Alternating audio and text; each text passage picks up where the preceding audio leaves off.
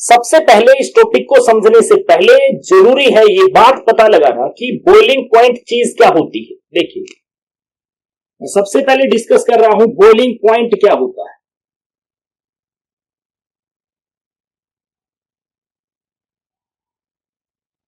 तो देखिए, नॉर्मल अगर ये क्वेश्चन किसी से पूछा जाए कि बॉइलिंग पॉइंट क्या है, तो यही आंसर होता है कि वो टेम्परेचर, जिस टेम्परेचर पर किसी भी लिक्विड, कोई भी लिक्विड अगर बॉइल करना स्टार्ट कर जाता है तो ऐसे टेम्परेचर को बॉइलिंग पॉइंट बोला जाता है।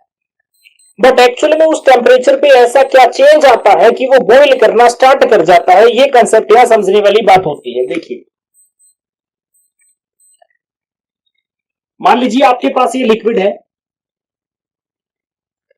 और आप इसके बॉइलिंग पॉइंट की बात कर रहे हैं, तो ये लिक्विड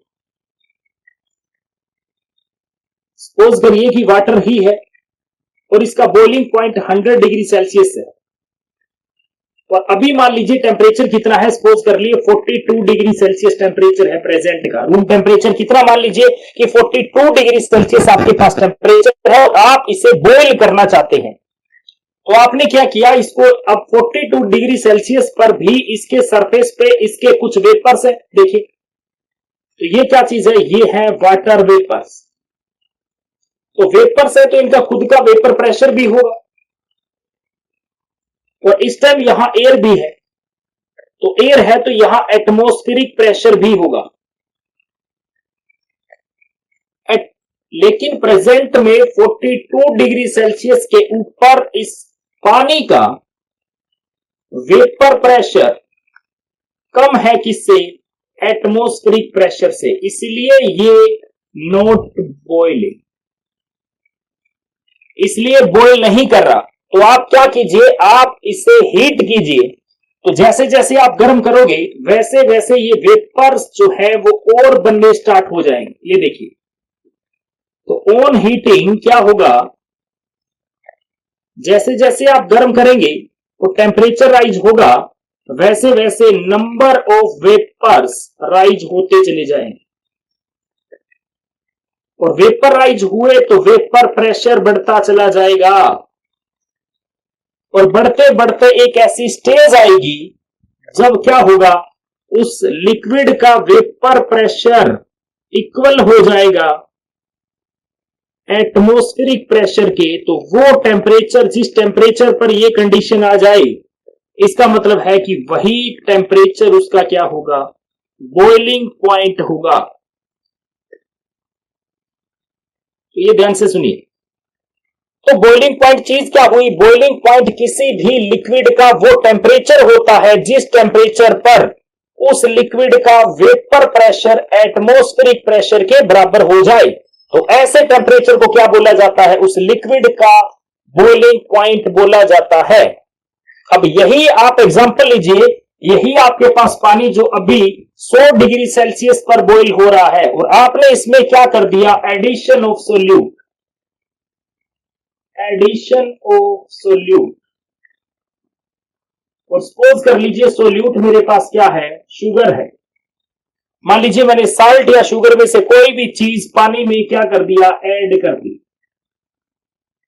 अब देखिए, ये बात भी पड़ी थी कि जैसे जैसे आप सोल्यूट ऐड करते जाएंगे उसका वेपर प्रेशर कम हो जाएगा। अभी क्या हुआ, अभी 100 डिग्री सेल्सियस पे मान लीजिए मेरे पास पानी बॉइल कर रहा है, लेकिन क्यों बॉइल कर रहा है, क्योंकि उसका वेपर प्रेशर एटमॉस्फेरिक प्रेशर के बराबर है। अगर मान लीजिए मैं उस पानी के अंदर सोल्यूट ऐड कर दूं, तो एडिशन ऑफ सोल्यूट की वजह से वेपर प्रेशर क्या हो जाएगा, वेपर प्रेशर क्या हो जाएगा, वेपर प्रेशर डिक्रीज हो जाएगा।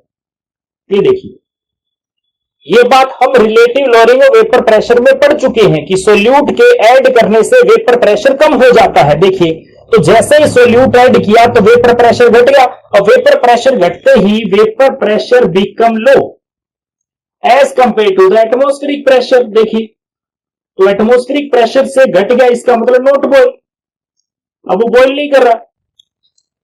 सबसे पहले मैंने आपको यह बात बोली थी कि बॉइलिंग पॉइंट क्या चीज होती है, इस बात को समझना जरूरी है क्योंकि हमें यह पढ़ना है कि बॉइलिंग पॉइंट कम कैसे हो जाता है। सोल्यूट के ऐड करने से बॉइलिंग पॉइंट कम क्यों हो जाता है, ये समझा तभी जा सकता है अगर आपको पहले ये पता हो कि बॉइलिंग पॉइंट क्या होता है। तो बॉइलिंग पॉइंट किसी भी लिक्विड की एक प्रॉपर्टी है। जिस टेम्परेचर पर अगर उस लिक्विड का वेपर प्रेशर एटमॉस्फेरिक प्रेशर के बराबर हो जाएगा, तो 42 डिग्री सेल्सियस के ऊपर भी उस पानी के सरफेस पे वाटर वेपर्स होंगे। ये बात आप वेपर प्रेशर वाली वीडियो जो है उससे अच्छी तरह समझ सकते हैं, जिसमें मैंने आपको ये बात बोली थी कि लिक्विड कोई भी हो, वेपर्स के लिए जरूरी नहीं होता कि उसका बॉयल होना। किसी भी टेम्परेचर पर किसी भी लिक्विड के सरफेस के ऊपर आपको उसके वेपर मिल ही जाएंगे। तो मान लीजिए टेम्परेचर कितना है 42 डिग्री सेल्सियस, और 42 डिग्री सेल्सियस टेम्परेचर के ऊपर वाटर के सरफेस पर वाटर के वेपर प्रेजेंट है, वो मान लीजिए ये रहे। तो ये वाटर वेपर्स इतने हैं, जितने भी है उनका प्रेशर हमने कैलकुलेट कर लिया, उसे हमने कह दिया वेपर प्रेशर ऑफ वाटर। हमने ये देखा कि 42 डिग्री सेल्सियस पर ये जो वेपर्स हैं इनका प्रेशर एटमॉस्फेरिक प्रेशर से कम है।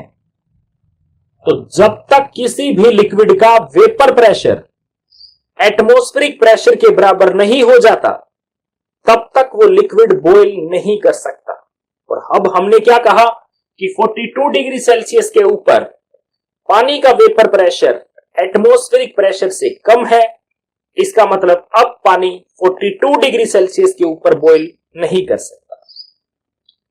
तो इसे बॉयल करवाने के लिए हमने क्या किया, हमने उस पानी को हीट करना स्टार्ट किया। अब जैसे जैसे हीट किया तो टेम्परेचर राइज होना स्टार्ट हुआ, और ज्यादा वेपर बनने स्टार्ट हुए। वेपर ज्यादा होते चले गए तो वेपर का प्रेशर भी बढ़ता चला गया।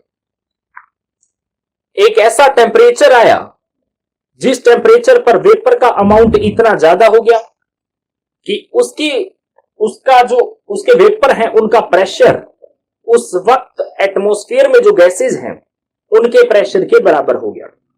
मतलब मैं क्या कहूं कि गर्म करते करते 100 डिग्री सेल्सियस टेम्परेचर तक जब मैं पहुंचा, तब इतने ज्यादा वेपर हो गए थे कि उन वेपर का प्रेशर एटमॉस्फेरिक प्रेशर के बराबर हो गया था। तो वो 100 डिग्री सेल्सियस टेम्परेचर, जिस टेम्परेचर पर लिक्विड का वेपर प्रेशर एटमॉस्फेरिक प्रेशर के बराबर हो गया, उसे हमने क्या नाम दे दिया, बॉइलिंग पॉइंट ऑफ वाटर। तो बॉइलिंग पॉइंट क्या चीज हुई, ये वो टेम्परेचर होता है जिस टेम्परेचर पर किसी भी लिक्विड का वेपर प्रेशर एटमॉस्फेरिक प्रेशर के बराबर हो जाए। तो आपको डेफिनेशन में ये बात नहीं बोलनी कि वो टेम्परेचर जिस टेम्परेचर पर कोई लिक्विड बॉयल होना स्टार्ट हो जाए, that is the boiling point. आपको कंडीशन बतानी है कि क्यों बॉयल होता है, क्योंकि उस लिक्विड का उस टेम्परेचर पर वेपर प्रेशर इतना हो जाता है जितना उस वक्त एटमॉस्फेयर के प्रेशर का होता है। इसलिए दोनों बराबर होने की वजह से वो लिक्विड बॉयल होना स्टार्ट हो जाता है। हमने पढ़ा था कि सोल्यूट के ऐड हो जाने से वेपर प्रेशर पर क्या फर्क पड़ता है। इसके ऊपर भी हमने कंप्लीट एक वीडियो बना रखी है जिसमें मैंने relative lowering of vapour pressure आपको समझाया था। वहां मैंने आपको एक बात बोली कि जैसे ही किसी सॉल्वेंट में आप सोल्यूट ऐड करना स्टार्ट करते हैं, उस सॉल्वेंट का प्रेशर कम होना स्टार्ट हो जाता है। आप एग्जांपल यहां ले लीजिए कि आपके पास पानी है, आपने उस पानी को 100 डिग्री सेल्सियस पर गर्म कर रखा है, मतलब कि वो बॉयल हो रहा है। पहले स्टेज आपके पास क्या है, पानी है और बॉयल हो रहा है अभी फिलहाल। लेकिन आपने अचानक से क्या किया, उसमें थोड़े बहुत अमाउंट के अंदर कोई सोल्यूट के तौर पर शुगर या साल्ट ऐड कर दिया। तो जैसे ही आपने शुगर ऐड की और जैसे ही आपने वो सॉल्यूशन बनाया, तो आपने क्या देखा कि सोल्यूट के ऐड करने से उसका वेपर प्रेशर कम होता चला गया। जैसे ही सोल्यूट ऐड किया तो सॉल्यूशन का वेपर प्रेशर जैसे ही कम हुआ, इसका मतलब कंडीशन आपके पास क्या है कि फिलहाल वेपर प्रेशर एटमॉस्फेरिक प्रेशर से क्या है, कम है। और जब वेपर एटमॉस्फेरिक प्रेशर से कम है, इसका मतलब कैन नॉट बॉयल, इसका मतलब वो बॉयल नहीं कर सकता। तो जब वो बॉईल नहीं कर सकता और मैं चाहता हूं कि उसे बॉईल करवाऊं, तो क्या करूं, उसके वेपर प्रेशर को बढ़ाना पड़ेगा ताकि एटमॉस्फेरिक प्रेशर के बराबर हो जाए। तो मैंने फिर से क्या किया, हीट करना स्टार्ट किया, और जैसे ही हीट किया टेम्परेचर राइज हुआ, और टेम्परेचर राइज होते एक ऐसी कंडीशन आई जब उसका वेपर प्रेशर एटमॉस्फेरिक प्रेशर के बराबर हो गया। मतलब यह हुआ कि पहले ये काम कब हो रहा था, 100 डिग्री सेल्सियस पर, लेकिन मैंने देखा कि अब टेम्परेचर जो है 100 डिग्री सेल्सियस से ज्यादा हो चुका है। आप इस कंसेप्ट को ध्यान से समझिए। हुआ क्या था कि वही पानी जो पहले 100 डिग्री सेल्सियस के ऊपर बॉईल हो रहा था, सोल्यूट ऐड करने से उसका बॉइलिंग पॉइंट बढ़ गया। अब वो 100 डिग्री सेल्सियस की बजाय 100 डिग्री सेल्सियस से ज्यादा टेम्परेचर के ऊपर बॉईल होता है। ओवरऑल मैं यूं कहूं कि बॉइलिंग पॉइंट जो है वो एलिवेट हो चुका है, बढ़ चुका है। इसका इसी चीज को कि सोल्यूट के ऐड होने से सॉल्यूशन का बॉइलिंग पॉइंट जो है वो बढ़ जाता है, that is called as elevation in boiling point. अब elevation in boiling point concept क्या है, शायद समझ आ गया होगा कि किसी भी लिक्विड में अगर सोल्यूट ऐड कर दिया जाए और उसे सॉल्यूशन बना दिया जाए तो उसका बॉइलिंग पॉइंट नॉर्मल उसके सॉल्वेंट के बॉइलिंग पॉइंट से बढ़ जाता है, और ऐसे बॉइलिंग पॉइंट के राइज होने को ही एलिवेशन इन बॉइलिंग पॉइंट कहा जाता है। आज का हमारा टॉपिक इसी एलिवेशन इन बॉइलिंग पॉइंट के ऊपर है। क्या होता है, ग्राफिकल रिप्रेजेंटेशन क्या है, मैथमेटिकल डेरिवेशन उसकी, और उसकी relation relative lowering of vapour pressure के साथ, कैसे आप उससे molecular mass of solute calculate करेंगे, कैसे वो एक कोलिगेटिव प्रॉपर्टी है। तो आज का ये जो लेक्चर है वो इसी के अराउंड होगा। Okay,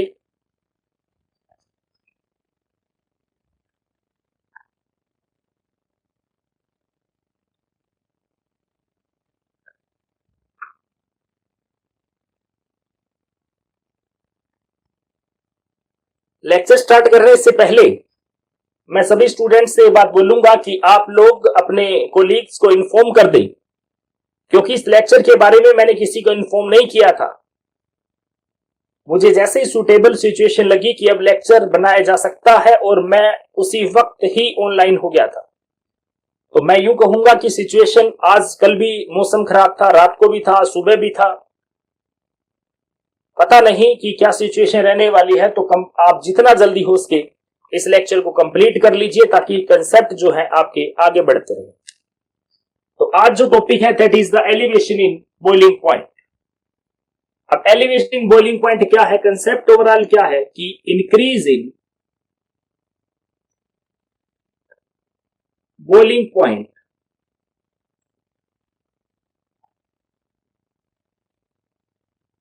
of a liquid by adding solute in it। अगर आप एक लिक्विड में सोल्यूट ऐड कर दें तो उसका बॉइलिंग पॉइंट राइज हो जाता है, that is the elevation in boiling point. आप मान लीजिए कि T note is the boiling point of solvent, is the boiling point of solvent. जब आपने उसमें कोई भी चीज ऐड नहीं की तब आपके पास उस लिक्विड का बॉइलिंग पॉइंट क्या है, दैट इज T नोट। और मान लीजिए Ts is the boiling point of solution. Solute add करने के बाद अब बॉइलिंग पॉइंट कितना हो चुका है, सोल्यूट ऐड करने के बाद सॉल्वेंट में वो सॉल्यूशन बन चुका है, और सॉल्यूशन का बॉइलिंग पॉइंट हमने क्या मान लिया, is the Ts is the boiling point of solution. तो मैं कहूं कि एलिवेशन इन बॉइलिंग पॉइंट क्या होगा,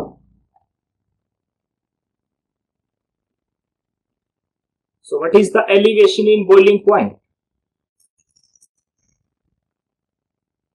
आप रिप्रेजेंट कीजिए डेल्टा टी बी, बी यहां बॉइलिंग पॉइंट है, डेल्टा यहां चेंज है कि बॉइलिंग पॉइंट में क्या चेंज आया, T note minus T x, this is the boiling point elevation. So elevation in boiling point आप कंसेप्ट समझ पा रहे हैं कि सॉल्यूशन का बॉइलिंग पॉइंट कम, सॉल्यूशन का बॉइलिंग पॉइंट ज्यादा होता है एज कंपेयर टू किसके, सॉल्यूशन का बॉइलिंग पॉइंट ज्यादा है एज कंपेयर टू किसके, सॉल्वेंट के। So that rise is called as the elevation in the boiling point. Clear. अब हम पढ़ते हैं ऐसा क्यों होता है।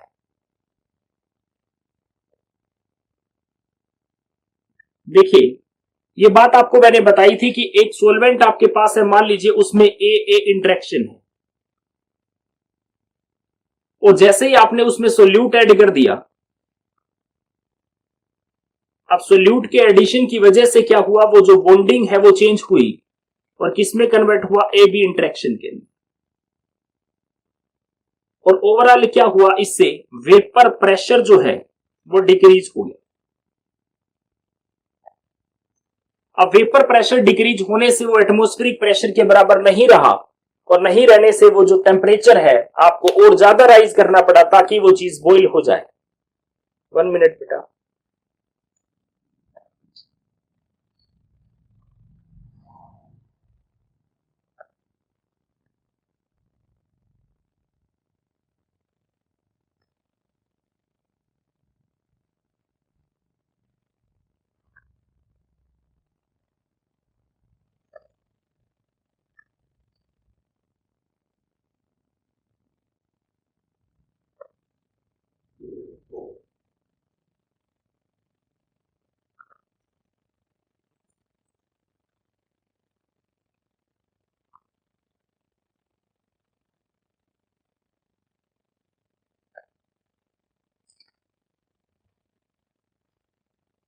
अब हम बात करते हैं इसकी ग्राफिकल रिप्रेजेंटेशन की।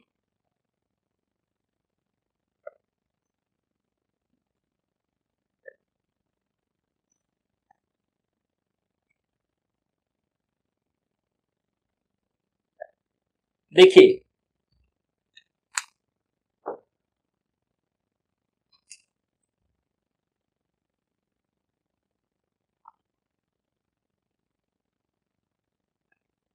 ये ग्राफ आपके पास है, वेपर प्रेशर का ग्राफ है,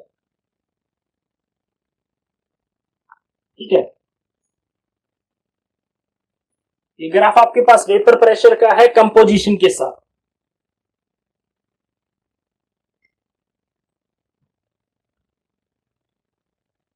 अभी देखिए क्या हुआ, आपको अगर वेपर प्रेशर और कंपोजिशन का ग्राफ अगर याद हो, आप टेम्परेचर के साथ, सॉरी नोट कंपोजिशन के साथ, क्योंकि मुझे टेम्परेचर चाहिए,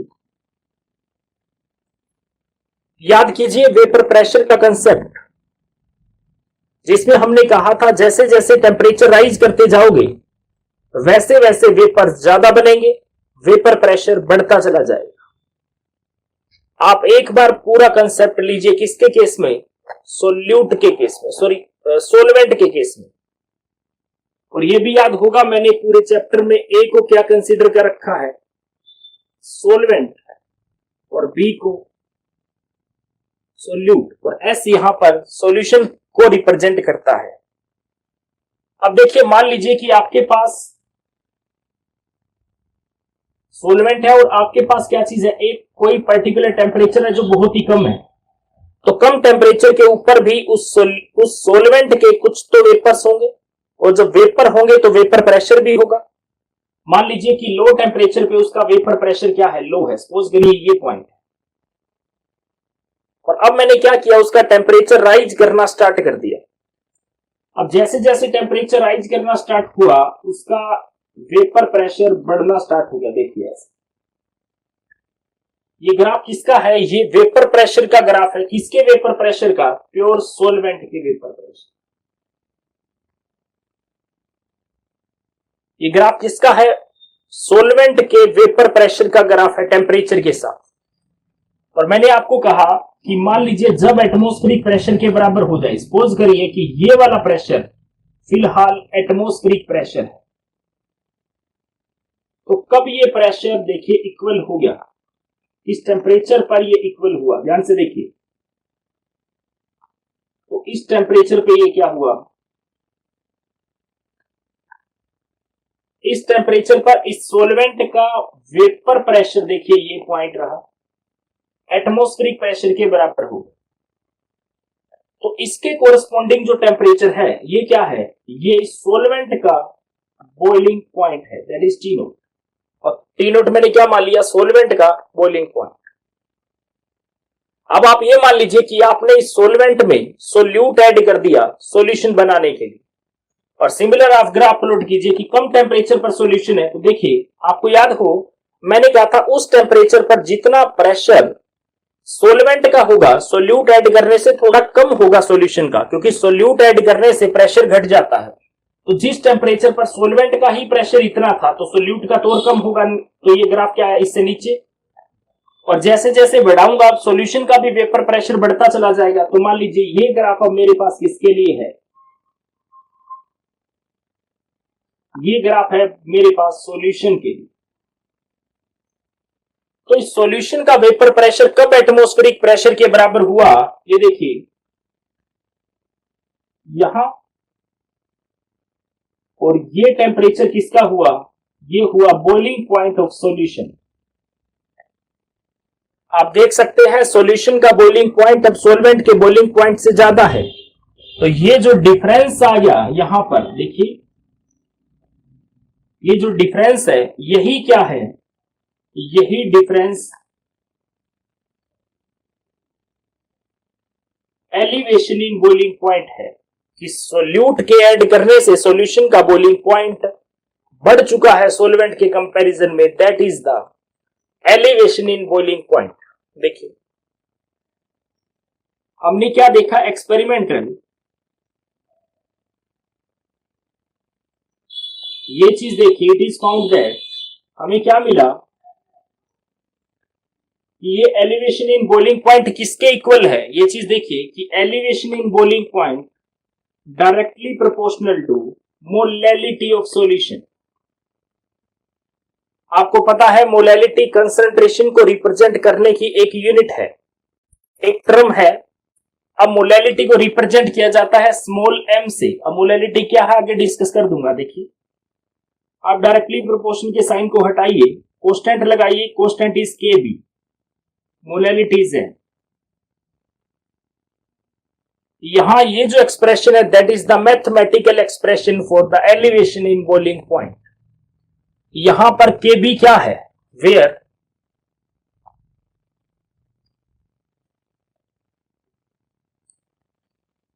इस Kb का क्वेश्चन पूछ लिया जाता है एग्जाम में, डेफिनेशन भी पूछ ली जाती है।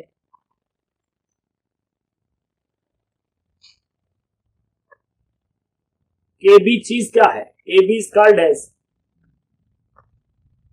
एब्यूलोस्कोपिक constant.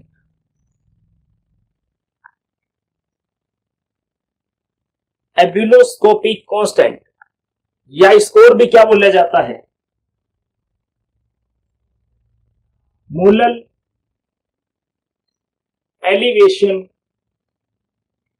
Constant of solution. Molal elevation constant of solution, ये क्या, इसकी डेफिनेशन आपसे एग्जाम में पूछी जा सकती है। आपको यूं कह देंगे डिफाइन Kb।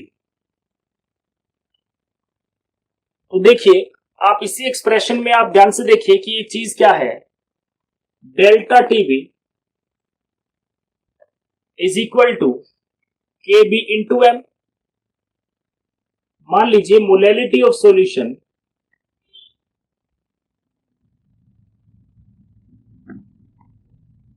हमने 1 कंसीडर कर ली, मतलब 1 मोलल सॉल्यूशन ले लिया, तो Kb is equal to delta Tb। तो इसको मैं क्या लिख सकता हूं, Kb को डिफाइन करूं तो क्या कह सकता हूं कि what is the Kb, ebullioscopic constant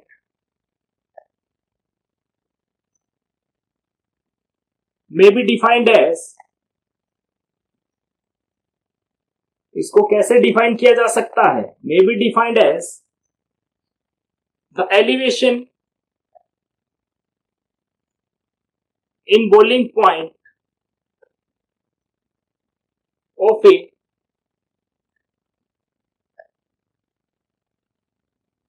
of 1 molal solution.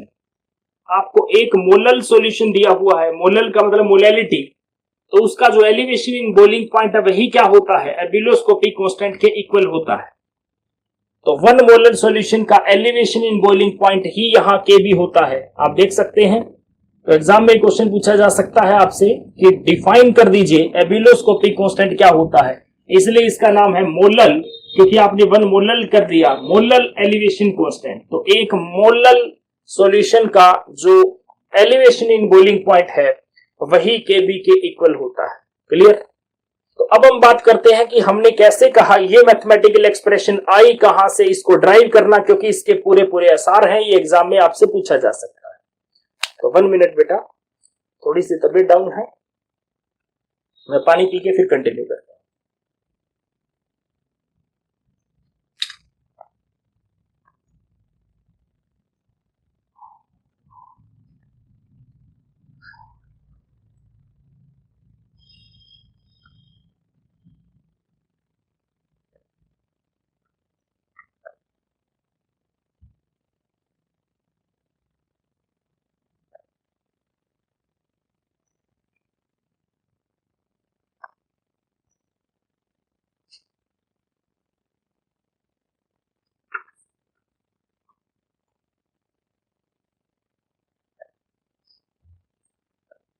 देखिए मैं डिस्कस कर रहा हूं थर्मोडायनेमिक डेरिवेशन।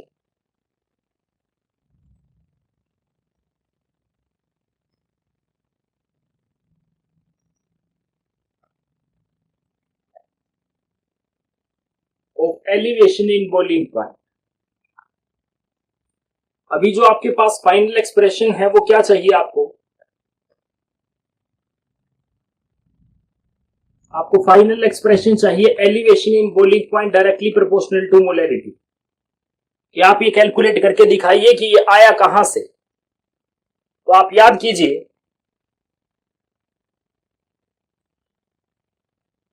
क्लैसिस क्लैपेरॉन इक्वेशन को।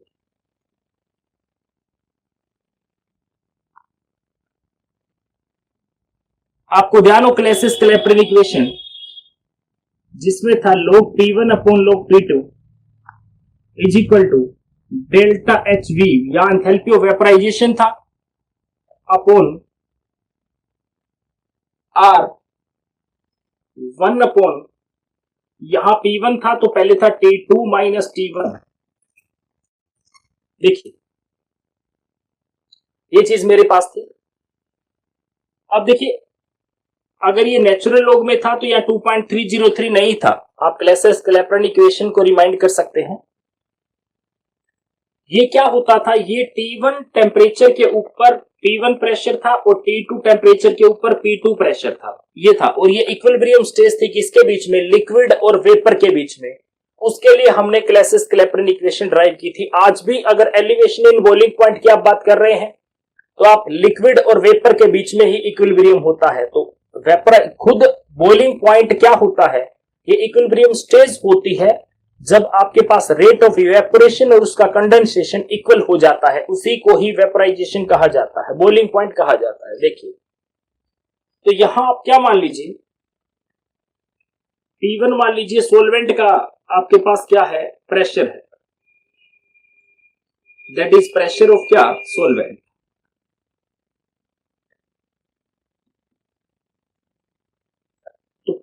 P2 क्या चीज है? P2 is the pressure of solution. Similar आप क्या मान लीजिए T1, ठीक है, T1 is the boiling point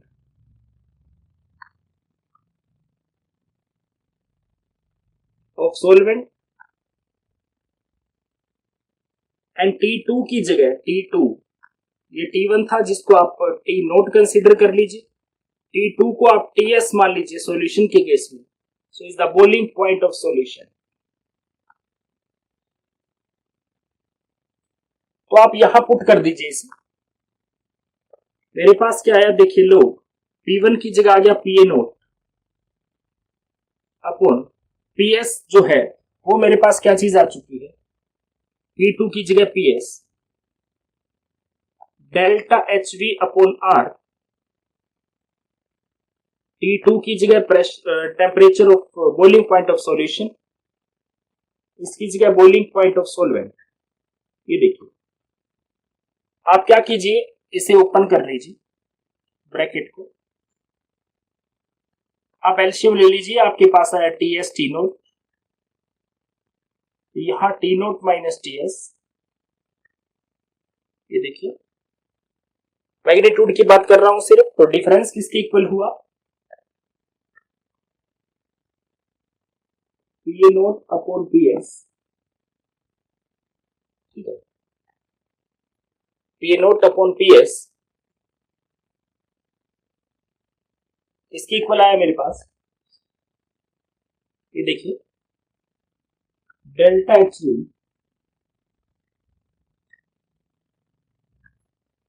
H V upon are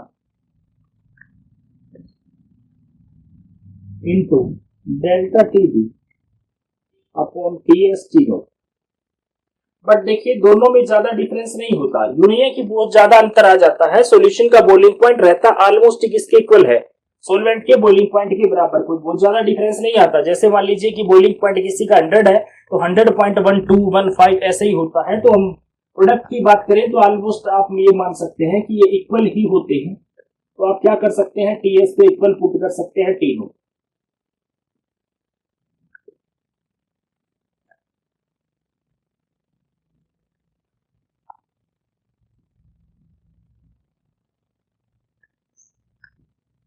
T note into T note क्या हुआ, टी नोट प्लस ये। देखिए आप इसे इक्वेशन नंबर 1 मान लीजिए, क्लियर। माइनस प्लस इधर उधर हो जाए तो बेटा लास्ट में चेक कर लीजिए। अब देखिए आपको याद होगा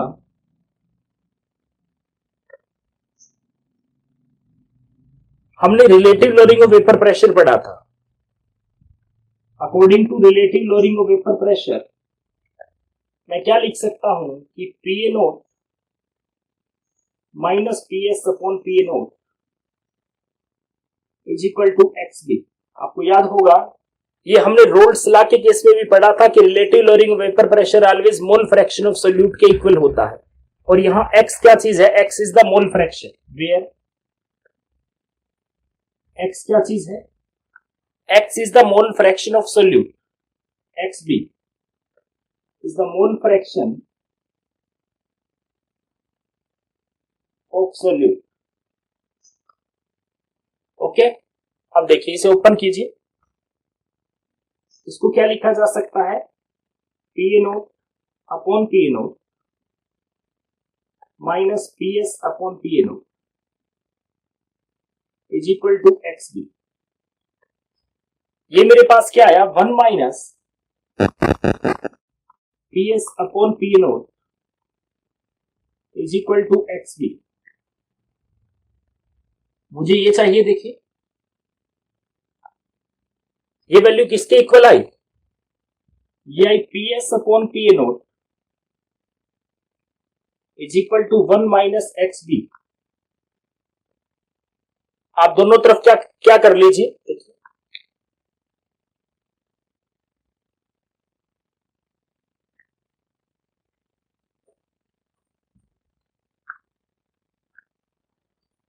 taking log on both sides।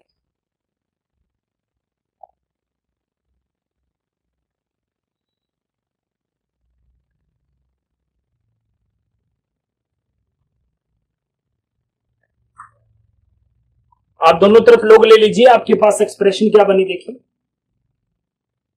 Natural log P S upon P A naught is equal to natural log 1 minus X B. अगर मैं इसे इन्वर्स कर दूं, मुझे P A naught upon P S चाहिए, देखिए तो ये मेरे पास क्या चीज आ चुका है, log P A naught upon P S is equal to minus natural log 1 minus X B. इसे इक्वेशन नंबर 2 समझ लीजिए। अब आप क्या कीजिए, लॉगरिथम की जो एक्सप्रेशन है उसको एक्सपेंड कर दीजिए by expansion of log expression. देखिए आप जनरल बात समझिए कि log 1 माइनस एक्स बी क्या लिखा जा सकता है, minus X B minus half X B का स्क्वायर माइनस 1/3 एक्स बी का क्यूब। ऐसे ही माइनस हायर टर्म आप लेके चलिए 1/4 एक्स बी की 4 1/5 एक्स बी की पावर 5। बट आपको याद होगा कि if solution is very dilute, हमने क्या लिया था, सॉल्यूशन डाइल्यूट लिया था। अगर सॉल्यूशन डाइल्यूट है इसका मतलब साफ है कि मोल fraction of solute is very low. Solute का अमाउंट वहां बहुत ही कम है। अगर ये बहुत छोटी टर्म है देन हायर पावर, जो higher power of X B becomes more small, और ज्यादा छोटी होती चली जाएगी एंड कैन बी नेग्लेक्टेड, और आप उसे क्या कर दीजिए, नेग्लेक्ट कर दीजिए। तो अगर आपने हायर पावर को नेग्लेक्ट कर दिया तो हायर पावर नेग्लेक्ट होते ही ये टर्म और हायर पर सारी टर्म आपके पास नेग्लेक्ट हुई, तो 1 minus X B can be written as minus X B. लेकिन यहां क्या था, देखिए natural of 1 minus X B या माइनस था, तो मैं क्या कहूं कि minus natural of 1 minus X B को आप क्या लिख सकते हैं, प्लस में एक्स। इसे एक्सप्रेशन नंबर 3 मान लीजिए। अब आप देखिए सेकंड और थर्ड इक्वेशन को आप इक्वेट कर दीजिए।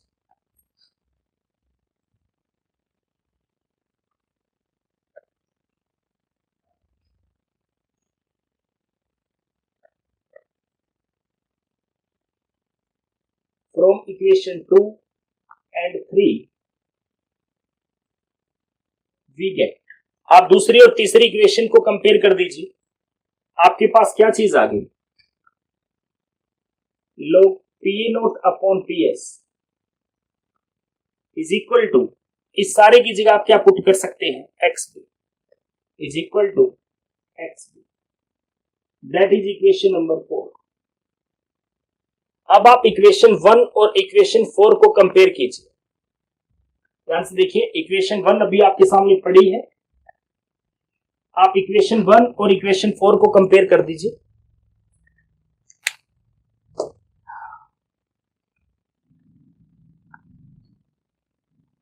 By comparing equation 1 and equation 4 we get, आप देखिए इन दोनों को कंपेयर कर दीजिए। साफ है ये वैल्यू किसके इक्वल है, एक्स बी के इक्वल है।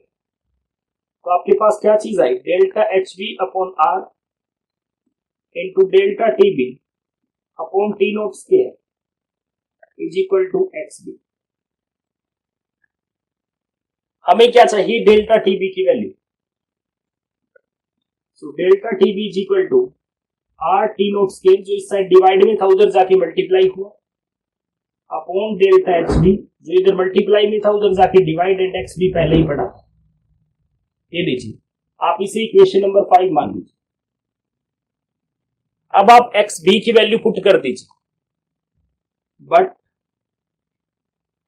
एक्स बी क्या होता है, number of mole of solute upon total number of मोल। यहां पर एक्स बी क्या है, एन बी क्या है, N B is the number of mole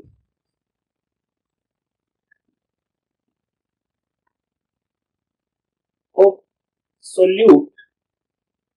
solute यहां पर क्या चीज है, बी है, और एन ए क्या है, N A is the number of mole of solvent.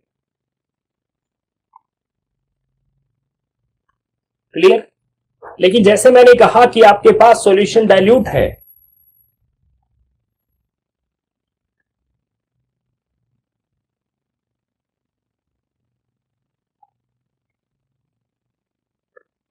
तो ऐसे केस में आप एन बी की वैल्यू क्या होगी, एन ए की कंपैरिजन में बहुत ही कम होगी।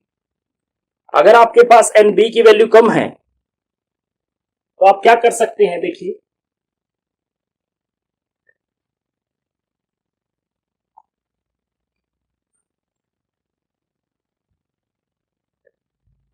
तो N A plus N B can be written as N A. ये देखिए, आप इसे इक्वेशन नंबर 6 मान लीजिए। तो now equation 6 become,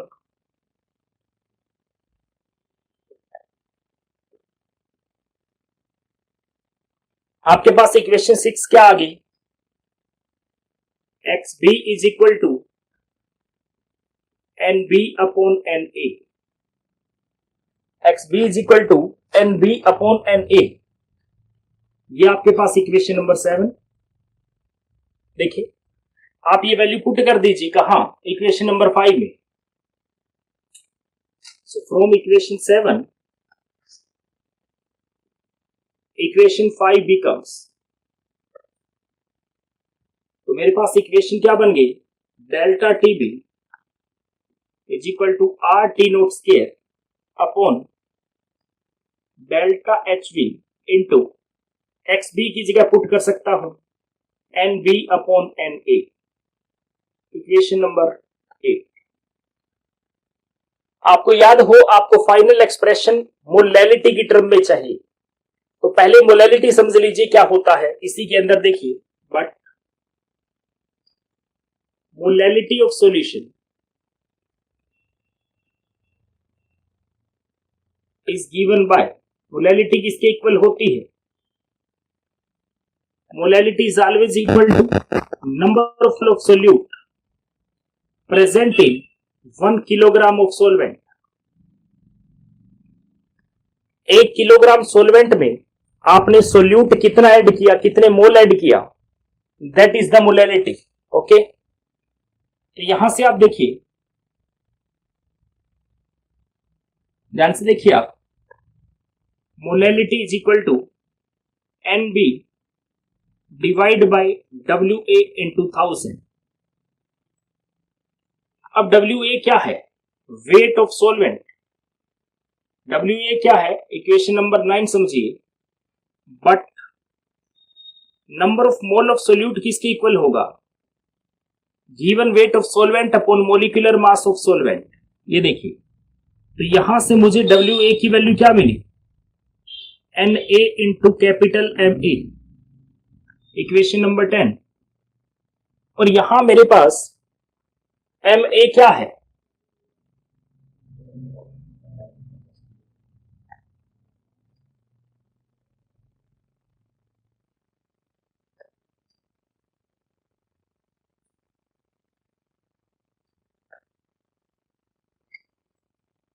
where M A क्या चीज है, is the molar mass of solvent.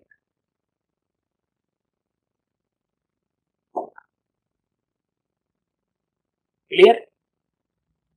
अब देखिए एनडब्ल्यू ए क्या चीज है, वेट या given mass of solvent, weight of solvent. Okay, अब देखिए इसको सोल्व कीजिए. अब इक्वेशन नंबर 10 की वैल्यू आप 9 में पुट कर दीजिए. फ्रॉम इक्वेशन 10 इक्वेशन 9 बिकम्स, आप ये वैल्यू यहां पुट कर दीजिए. आपके पास क्या आया, molality is equal to N B into 1000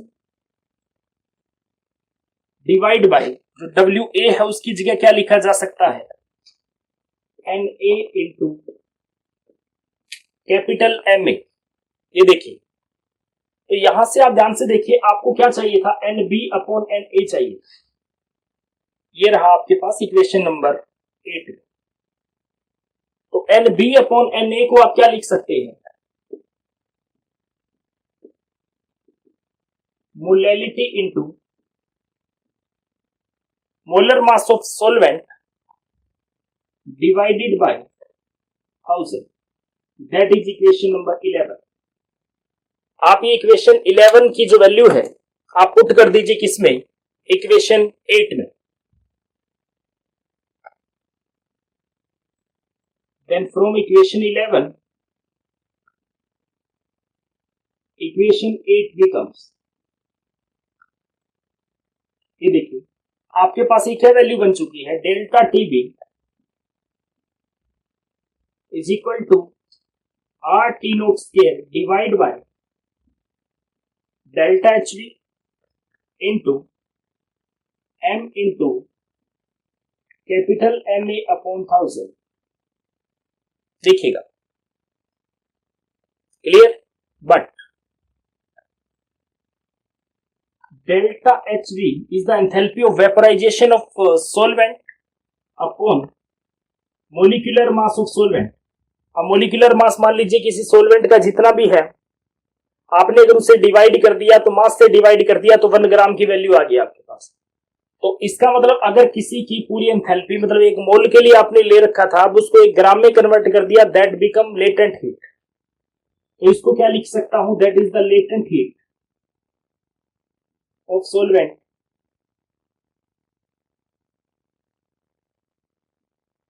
पर ग्राम, जो कि कांस्टेंट होती है।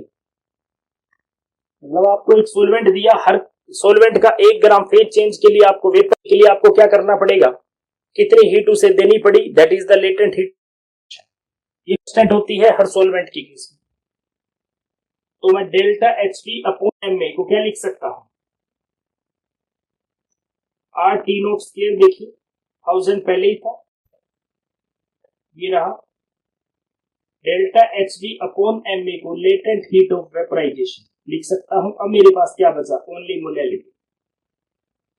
आप पूरी इक्वेशन में ध्यान से देखिए, आर गैस कांस्टेंट है, T note boiling point of solvent है जो कि कांस्टेंट होता है। जो भी सोलवेंट लोगे आपके हाथ में उसका बॉइलिंग पॉइंट कितना है, फिक्स वैल्यू है, 1000 कांस्टेंट है, एलवी इज आल्सो कांस्टेंट। अगर ये सारे कांस्टेंट है, मैं इनको क्या कर सकता हूं, रिप्लेस कर सकता हूं, is equal to K B into M. यही क्या है, that is the mathematical derivation of elevation in boiling point. Most important concept. मेरे अकॉर्डिंग ये एग्जाम में क्वेश्चन आएगा, चाहे तो एलिवेशन इन बॉइलिंग पॉइंट दे दिया जाए या डिप्रेशन इन फ्रीजिंग पॉइंट दे दिया जाए। डिप्रेशन भी पूछा जा सकता है, एलिवेशन भी, दोनों की डेरिवेशन एक जैसी है। तो ये जरूर आप कीजिएगा। आप देख सकते हैं कि कैसे आप ये ड्राइव करेंगे, ये एग्जाम में पूछा जाता है। तो आपको ड्राइव करना, अगर आप देख रहे हैं तो आप एक बार नोटबुक पेन ले लीजिए और इसको करके जरूर देख लीजिएगा। ओके, अब मैं आगे डिस्कस करता हूं।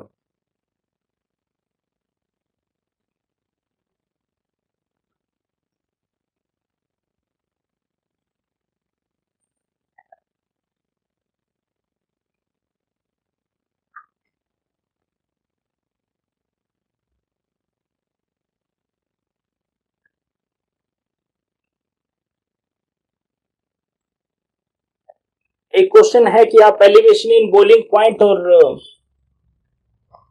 रिलेटिव लोअरिंग वेपर प्रेशर में रिलेशन निकालिए। वो मैं बाद में डिस्कस करूंगा, तो डिप्रेशन फ्रीजिंग पॉइंट में बता दूंगा, एक जैसी ही है, तो सुनिएगा। लेकिन इससे पहले मैं एक क्वेश्चन आपको डिस्कस करने के लिए बोलता हूं कि show that elevation in boiling point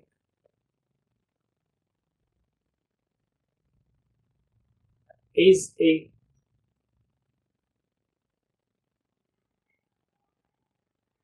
कोलेगेटिव property.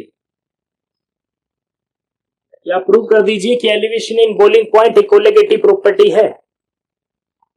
आपको याद हो कोलेगेटिव प्रॉपर्टी क्या चीज होती है, किसी भी लिक्विड की वो प्रॉपर्टी जो प्रॉपर्टी इस बात पर डिपेंड करे कि उसमें number of mole of solute कितने हैं, कि मतलब आपने जो सोल्यूट ऐड किया है उसके नंबर ऑफ मोल पे जो चीज डिपेंड कर जाए, उसके अमाउंट पे जो चीज डिपेंड कर जाए, ऐसी प्रॉपर्टी को एलिवेशन इन बॉइलिंग ऐसी प्रॉपर्टी को कोलेगेटिव प्रॉपर्टी बोला जाता है। और मैंने आपको 4 कोलेगेटिव प्रॉपर्टी बताई थी। सबसे पहले आपको बताया था relative lowering of vapour pressure, जिसको लास्ट टाइम प्रूव किया था एक पूरे लेक्चर में। फिर मैंने elevation in boiling point, next depression in freezing point, और लास्ट था ऑस्मोटिक प्रेशर। तो आज हम यहां ये प्रूव कर रहे हैं कि एलिवेशन इन बॉइलिंग पॉइंट एक कोलेगेटिव प्रॉपर्टी है।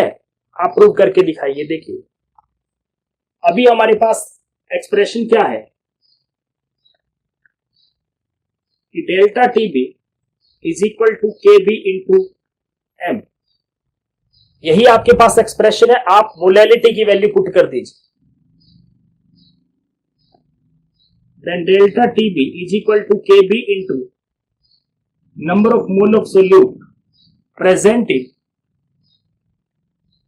1 किलोग्राम ऑफ सोलवेंट।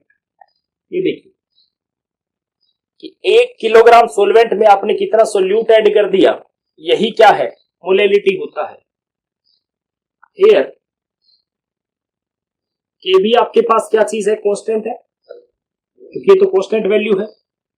सोलवेंट जो आप ऐड करोगे कि कितना सोलवेंट आपने लिया वो आपके हाथ में है, ये गिवन है, इसका मतलब क्या है, आप कांस्टेंट मान सकते हैं इसको। और 1000 खुद जो है वो डाटा है, that is also a constant value. तो आप ध्यान से देखिए, मैं इसको क्या लिख सकता हूं कि delta TB is equal to constant into NB. अब मैं कांस्टेंट की वैल्यू हटाऊं, इसे डायरेक्टली प्रोपोर्शनल लिख सकता हूं इज एनबी। ये देखिए, यहां से एक बात प्रूव है कि that property of solution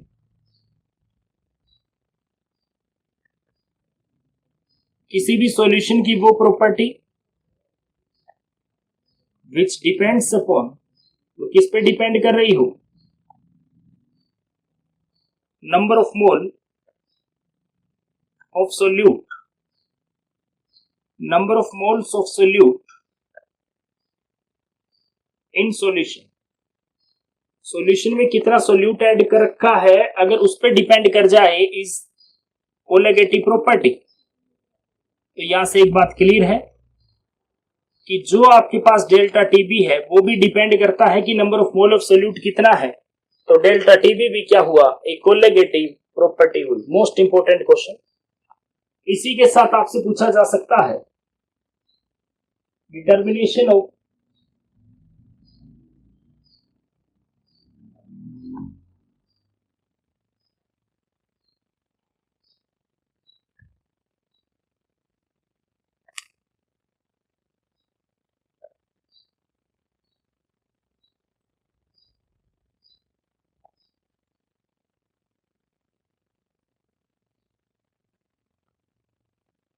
molar mass of solute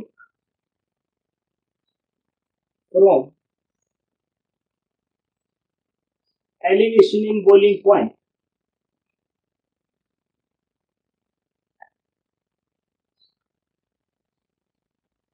या आप एलिवेशन इन बॉइलिंग पॉइंट की हेल्प से जो गिवन सोल्यूट है उसका मोलिकुलर मास कैसे कैलकुलेट करेंगे, या आपसे न्यूमेरिकल टाइप से पूछा जा सकता है।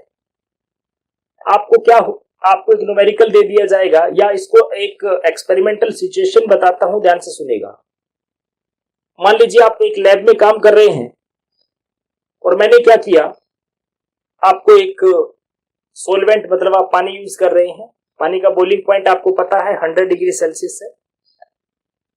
मैंने क्या किया, आपको एक अननोन सोल्यूट दे दिया, आपको बताया नहीं कि ये क्या चीज है, कितना इसका मास है, उसका अमाउंट दे दिया कि 2 ग्राम 3 ग्राम 5 ग्राम, मान लीजिए एक नोन अमाउंट आपको दिया और कहा कि जैसे ही मैंने इसको इस पानी के अंदर डिजोल्व किया, पानी भी फिक्स अमाउंट दे दिया, 100 ग्राम 150 ग्राम, मान लीजिए 1 लीटर, जितना भी आपको फिक्स अमाउंट ऑफ वाटर भी दे दिया, और कहा कि इतने में इतना सोल्यूट ऐड करने से इसका बॉइलिंग पॉइंट 2 डिग्री 3 डिग्री इतना राइज हो गया। मतलब मैंने क्या कहा, जो सोलवेंट आपको फिक्स अमाउंट देके आपको एक सोल्यूट दे दिया अननोन, और ये कह दिया कि इसके बॉइलिंग पॉइंट में इतना इंक्रीज आ गया, और आपसे ये पूछा है कि ये बताइए जो सोल्यूट मैंने आपको दिया है ऐड करने के लिए उसका मोलिकुलर मास क्या है, जबकि आपको ये नहीं पता कि गिवन चीज क्या है। बच्चों के माइंड में आ जाता है कि सर आपको जब यही पता आपने क्या डाला है तो मोलिकुलर मास उसके फॉर्मूला से ही निकाल लीजिए। तो बेटा इस केस में आपके पास सिचुएशन ये है कि जो चीज आपको गिवन है उसमें ये गिवन नहीं है कि है क्या, आपको सिर्फ एक्सपेरिमेंटल वो वैल्यू, आप सिर्फ आपको क्या कहिए, प्रैक्टिकली आपको वो सब्सटेंस दे दिया कि आप इसे ऐड कर लीजिए और मुझे तो ये बता दीजिए कि ये जो चीज मैंने आपको दी है ये है क्या, इसका मोलिकुलर मास क्या है, ये आपको कैलकुलेट करना होता है। तो देखिएगा हमारे पास क्या चीज है, वी हैव डेल्टा टीबी किसके इक्वल होता है, केबी इंटू एम। यानी जैसे बार बार कहा कि आप m की वैल्यू पुट कर दीजिए, तो delta TB is equal to K B into M को क्या लिखा जा सकता है, number of mole of solute present in 1 kilogram of solvent. तो kilogram of solvent is WA upon 1000, ये लीजिए। अब आप क्या कीजिए, जो number of mole of solute है उसे ओपन कर लीजिए। तो delta TB is equal to K B into N B की जगह क्या हुआ, W B upon M B. Number of mole क्या होता है, given weight upon molecular weight. 1000 आप ऊपर ले जाइए, नीचे क्या रहा, डब्ल्यू ए। यहां पर डब्ल्यू बी क्या चीज है, वेट ऑफ सोल्यूट। जैसे मैंने आपको कहा कि आपको एक अननोन सब्सटेंस देके कहा ये डिसोल्व कर दीजिए, पर ये आपको बताया था कि कितना है, 2 ग्राम 3 ग्राम आपको गिवन होगा। और ये क्या चीज है, सोलवेंट भी आपको गिवन होगा कि 150 ग्राम है, 300 ग्राम है, कितना है, that is the weight of solvent. लेकिन सोलवेंट आपको बताया था कौन सा यूज आप यूज कर रहे हैं, आपने पानी किया तो पानी का मोलिकुलर मास आप कैलकुलेट कर सकते हैं 18 ग्राम पर मोल। यस, तो यहां पर एमवी क्या चीज है, मोलर मास ऑफ सोल्यूट, जो मुझे कैलकुलेट करना है, मोलर मास ऑफ सोल्यूट जो मुझे निकालना है। और केबी मुझे पहले ही पता है कि क्या चीज है, यहां पर K B is the ebullioscopic constant and delta TB is the elevation in the boiling point. मुझे एमबी चाहिए, ये देखिए, ये आप इस साइड ले आइए। तो केबी इंटू ये कांस्टेंट है 1000 अपॉन डेल्टा टीबी, और ये दोनों के weight of solute upon weight of solvent, ये ग्राम में आपको दे रखे। इस एक्सप्रेशन को ध्यान से देखिए। मैंने आपको स्टार्टिंग में कहा सोल्यूट कितना है, सोलवेंट कितना है, ये दिया होगा। सोलवेंट क्या है उसके अकॉर्डिंग आप केबी की वैल्यू पुट कर सकते हैं, और कितना बॉइलिंग पॉइंट में चेंज आया वो भी दिया होगा। तो अगर आपके पास ये वैल्यू है तो आप एमबी कैन बी कैलकुलेटेड देख सकते हैं। इसीलिए molecular mass of solute can be calculated, आप ये कैलकुलेट कर सकते हैं। जिससे from elevation in boiling point, तो आप एलिवेशन इन बॉइलिंग पॉइंट से जो दो एक्सप्रेशन आपको दे रखी है, इससे आप मोलिकुलर मास कैलकुलेट कर सकते हैं। आप इसका न्यूमेरिकल जरूर कर लीजिए। अगर कोई प्रॉब्लम हो आप कमेंट बॉक्स में लिख दीजिएगा, मैं आपको ये चीज करवा के दिखा दूं। तो ये था कि क्या ये कैसे ये कोलिगेटिव प्रॉपर्टी है, कैसे आप इससे मोलिकुलर मास कैलकुलेट करेंगे। अब बेटा दो बात बस सिर्फ, पहली, एक तो आपको एलिवेशन इन बॉइलिंग पॉइंट को कैलकुलेट करना एक्सपेरिमेंटल, जिसके मेथड्स आपको दे रखे हैं। एक इसकी अदर जो प्रॉपर्टी है, जैसे आपको कहा ऑस्मोटिक प्रेशर के साथ एक्सप्रेशन निकाल के दीजिए इसकी। आपको कहा elevation in relative lowering of vapour pressure के साथ भी आप इसकी एक्सप्रेशन निकाल के दीजिए। ये दो कंसेप्ट अभी इसके पेंडिंग पड़े हैं, लेकिन इससे पहले मैं यूं कहना चाहूंगा कि जो नेक्स्ट आपके पास कोलिगेटिव प्रॉपर्टी है, that is the depression in freezing point. वो ऑलमोस्ट, क्योंकि इसके जैसे, क्यों डेरिवेशन पॉइंट इसके जैसा है, मैं ये चाहूंगा कि मैं उसको बीच में इंक्लूड ही कर लूं, क्योंकि पूरा लेक्चर जो है मुझे दोबारा से, यही जो 2 लेक्चर अगर बनने वाले हैं, 2 नहीं बनाने पड़ेंगे। मैं अगर बीच में आपको ये समझा दूं कि डिप्रेशन फ्रीजिंग पॉइंट क्या है, वो किस पे डिपेंड करता है, तो उसकी मैथमेटिकल डेरिवेशन भी वैसे ही होगी जैसे आपने इसकी कैलकुलेट किया। आप सिलेबस को देख सकते हैं, इसमें मेंशन ही सिर्फ 2 की मैथमेटिकल डेरिवेशन है। थर्मोडायनेमिक डेरिवेशन सिर्फ आपको उन्हीं की दे रखी है। तो एक की अगर आप relation relative lowering of vapour pressure के साथ निकाल रहे हैं, ऑस्मोटिक प्रेशर के साथ निकाल रहे हैं, तो दूसरी की भी बिल्कुल वैसे ही होगी। अगर एक टॉपिक खत्म करवाने के बाद फिर उस पे जाऊंगा तो ये आप मान के चलिए फिर से रिवाइज करना पड़ेगा सारा। तो इसलिए मैं कल पहले आपको जस्ट इसके बाद क्या होता है डिप्रेशन फ्रीजिंग पॉइंट, वो इंक्लूड करके दोनों की इकट्ठी रिलेशन आप जिस मर्जी की समझ लीजिएगा, चाहे वो रिलेटिव, चाहे एलिवेशन इन बॉइलिंग पॉइंट की है, चाहे डिप्रेशन फ्रीजिंग पॉइंट की है, किसके साथ, relative lowering of vapour pressure के साथ या ऑस्मोटिक प्रेशर के साथ। और दोनों के मेथड्स को भी आपको, क्योंकि एक जैसे ही है, बस थोड़ा सा चेंजेस है, वो बताते हुए एक साथ ही दोनों के मेथड आपको बता दूंगा।